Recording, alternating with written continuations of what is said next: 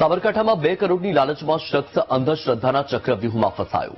2 કરોડ મેળવવાના લોભમાં ફરિયાદીએ ગુમાવ્યા 11 લાખ રૂપિયા। તાંત્રિક વિધિથી રૂપિયાને ડબલ કરવા જતા ફરિયાદીએ લાખો રૂપિયાથી હાથ ધોયા। જાદર પોલીસે રાવોલ ગામના સરપંચ અલ્પેશ ઠાકોરની અટકાયત કરી।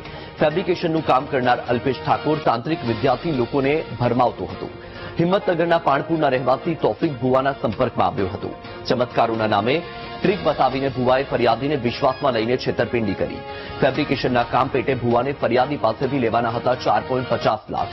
2 કરોડની લાલચમાં ફરિયાદીએ 6 લાખની લોન પણ કરાવી હતી।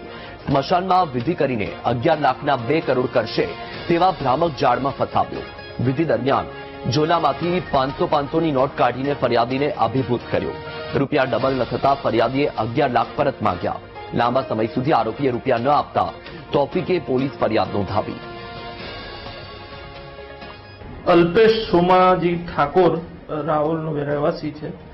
એ પોતે તાંત્રિક વિધિના કારણે થઈને પોતે પૈસાનો વરસાદ કરી શકે છે અને વિધિ દ્વારા પોતાના લોકોના પૈસા અમુક ગણા કરીને આપી શકે છે એવું જણાવીને એક ફરિયાદી છે તોફિકભાઈ કરીને, જે પોતે એ જે આરોપી છે એમના ઘરે ફેબ્રિકેશનનું કામ કરતા હતા અને ત્યાંથી પોતાના એમના સંપર્કમાં આવેલા હતા, જેને 4.5 લાખ રૂપિયા કામ પેટે લેવાના નીકળતા હતા। એ ઉપરાંત 50,000 બીજા અને બીજા 6 લાખ એમ કરીને 11 લાખના 2 કરોડ કરી આપવાના અને પોતે એક વિધિ કરશે સ્મશાનમાં જઈને અને એના રૂપિયા આ રીતના 11 લાખના 2 કરોડ થઈ જશે એ રીતનો વિશ્વાસ અપાઈને ઝોલામાંથી 500-500ની નોટ કાઢીને ચમત્કાર બતાવીને એને અભિભૂત કરેલ।